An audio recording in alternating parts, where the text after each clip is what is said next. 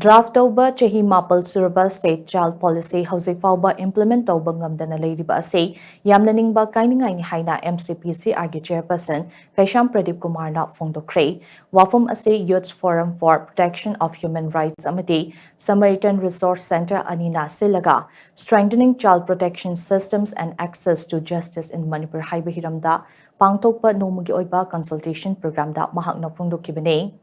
Palace Compound Leiba, Kanglai Conference Hall Dangase, Pangtokiba, Thoramaduga Mari Lainana, Kaisham Pradip Kumar Hai, Child Rights Ke, Wakalun Ase, Malimasta Yamna, King Nalaki, Human Rights Ke Yumpam Tholiba, Universal Declaration of Human Rights Ta, Angang Singge Rights Ke Matangda Article Anikak Yawi, Madusu Atamna Yawanate, Yamna Nakwin Yawane, Angangi Rights Ke Wafum Ase Kumja Inglisama Jamapal, Marifu Mapal Ge, United Nations Convention on the Rights of the Child, UNCRC Ki Matungda, Malimda Mayul Chonglapane, India gi oina angang sing gi rights ta mapung oina meeting changlakiba se juvenile justice JJ Act 2000 leiraklaba matungdagi ni haibi yai hojikna JJ Act 2015 asina angang sing gi rights amadi yai fa thorangi maru oiba act ama oiri haina mahakna phungduke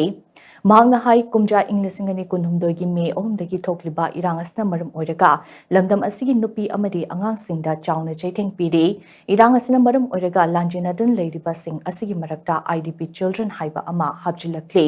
makoina tengnariba awaba city top topa amane IDP children haibase India gi mafam amatada leitaba amane Irang asina maram oiraga angang liseng kun mga rom lanjinadun leire makoina tengnariba chekteng aikoina laina lafom thokte maragasida lanjinadun leiriba angang sing asida crime kaya chathaba yaurakle angang na society toba haibase yamna tangna thokpa oiragaso hojikti angang kaya society toba yaurakle masi afaba khudam nate maragasida angang singda chathariba crime sing asigi matangda aikoina kari karamba thodang loribage haibase achoba wahang amani haina mahakna phongdokhe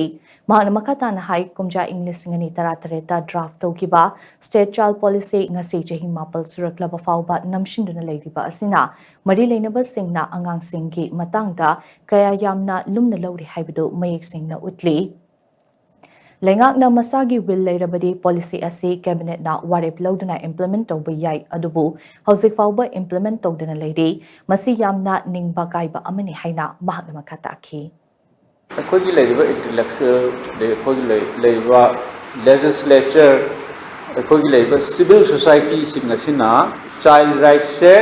yamna crucial loiba yamna important loiba pot amani na khoi lodabra naha sing mayam engage tawiko sa mahairoi naharol mayam amudi in every education they are on the forefront with certain political demands but in that case, how many issues, demands are directly related with children's rights?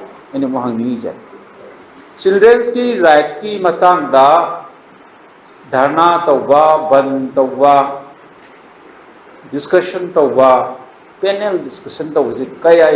yam gaya ko, yam namin yam de, sineba. Angang singdi koi sinare, mahiwi singdi koi sinare ko. There mahayusing issue. Human trafficking, children child trafficking, women trafficking in matanga nongda koi ban ko batati. Ngasigi Thoramatuda Child Welfare Committee CWC Imphal West District Chairperson Gitabali Sanasam Amadi DCPU Imphal East Amita Chanu Lesang Temna Jingbana Tongan ba topic singda wangang loy oina sarugyaki.